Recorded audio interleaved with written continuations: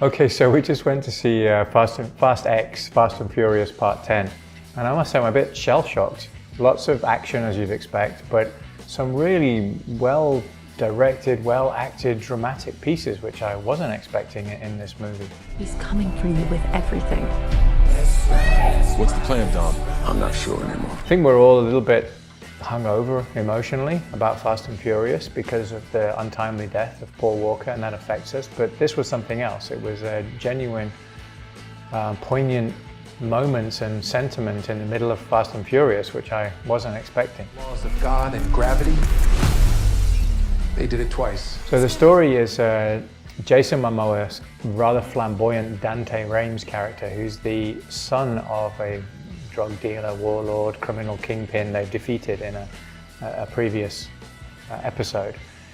And he rightly thinks that they stole all his money, which they did, and wrongly thinks that the Fast and Furious gang killed his father, which they didn't. And in this episode we see that he was actually killed rather cold-blooded fashion by Dwayne Johnson's character, Hobbs. And we're a little bit suspicious, actually, like why is Dante Rames not going after Hobbs as a kind of a unofficial member of the team? But at the end of the movie that's revealed. So the premise is that pain wrought on your family members, particularly if you're party to that happening, because you have to choose between something bad happening to one or the other members of your family, is worse than death. This is what Dante's father taught him, and that's what he's trying to visit on Dom. And of course, Dom's weak spot, if you like, or the source of his strength and his weakness is the family. So when they're working to attack his family, then that's his weakness. So there are twists, there are loyalty shifts, there are doubts about the commitment of various people, and there are some unlikely alliances, particularly Cypher. And we don't know exactly what's going on with some of the characters. They refer directly to Mr. Nobody being gone somewhere. So the pause being there to say that, well, they're not sure if he's dead or if he's still around. And so it's an interesting melange. Then most of the franchise favorites are there, only some of them only making short appearances like Jason Statham, and others just coming in at the end like The Rock, Dwayne Johnson.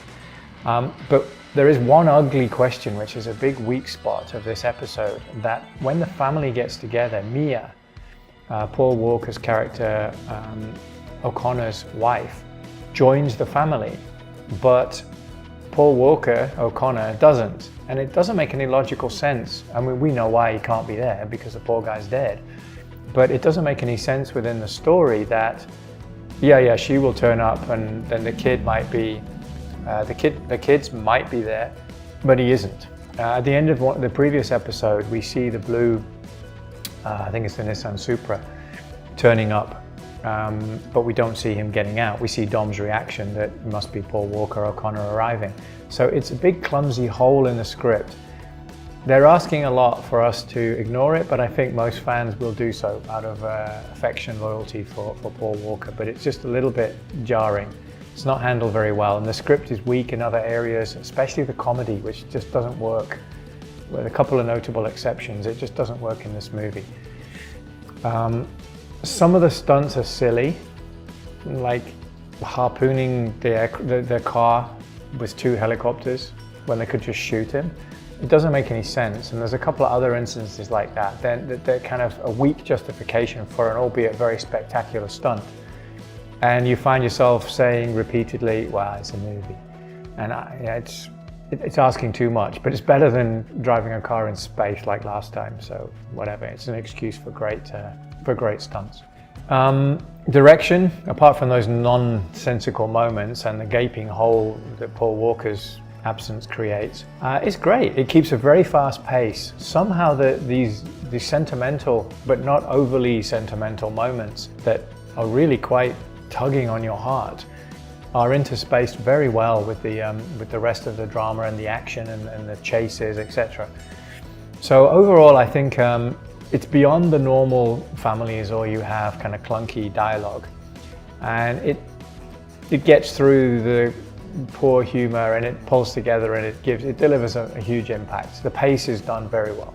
So actors, Vin Diesel, same character, unflappable except when his family is involved. John Cena playing Jacob, a strange pathos in his role. I guess it's because he knows, the character knows, or rather the actor knows that the character is going to die. And it works really quite well. It's like the prodigal son, because he was the one that went off the rails and came back, and now he sacrifices himself, and we feel it. Charlize Theron, it's suitably ironic as the overthrown arch baddie, now teaming up with the goodies. She does a great job. Jason Momoa is convincingly psychopathic. He's just short of OTT. I think it's a new area he wanted to explore. It's funny. Really enjoyed it. Yeah, I want to see what he's going to do in the next one. For me, the star was Leo Perry, the youngster. Acting is reacting, and I think he was amazing at the way he interacted with the other actors, particularly with Senna, and presumably CGI cars flying over his head, and his reactions to that are very authentic and genuine. He was amazing in the movie. He was the big standout for me. I can get a little bit irritated when everybody throws caution to the wind and sacrifices themselves just because of the little kid. But this guy was very endearing in a strong, vulnerable, charismatic way, and it made it entirely credible. Everybody wanted to save him. He was the standout star. And of course there's a cameo from Meadow Walker, Paul Walker's daughter, if you didn't know, playing the flight attendant who helps them escape from the plane. Of course, you can't talk about Fast and Furious without talking about the cars.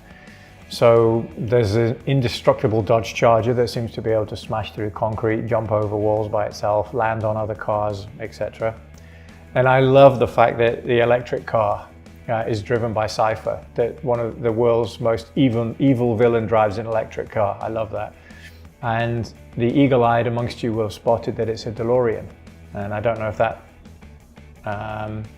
means that there's going to be a comeback from DeLorean, but very interesting to have that put in there. Momoa's lavender Impala was just inspired choice. Weird, but appropriate, just perfect for him. So overall, an avalanche of experiences and emotions, trading on Paul Walker's absence. But I think, like the end of Fast and Furious 7, after Walker died, where they handled that final scene beautifully, got a lump in my throat, like so many people thinking about that scene. They handled it really well. It was enough nostalgia and sentimentality to take you there without over-the-top Disney-esque, shove it down your throat, violins kind of behavior. So I think a delicate, balanced handling of the situation. They asked a lot from the audience, particularly with the ending, because you're left hanging. Most people will know that this is part one of the end. There is going to be another part which concludes everything, but you're left with the main characters facing certain death, and we don't know what Shaw is off to go and do. Hobbs is coming back.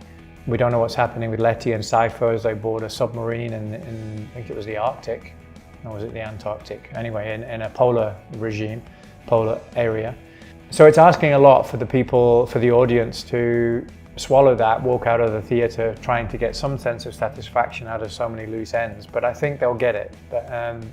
Their audience, their viewers are intensely loyal, even without the Paul Walker side of things. So people will forgive them, will go for it. They will eagerly await the next part of the end, which might be the final episode of the full franchise. People will wait, but they have to make sure that we are rewarded. Everything's going to have to be resolved really well in a manner, say, like Avengers managed to tie all the loose ends together and finish it off and reward the audience for their loyalty. So I'll be watching it, but I'll be demanding, expecting full resolution of all the loose ends and all the subplots, etc. So not what I expected. Came out emotionally reeling, in fact, in a way I didn't expect. So I'm looking forward now. I feel I need the resolution in the second half.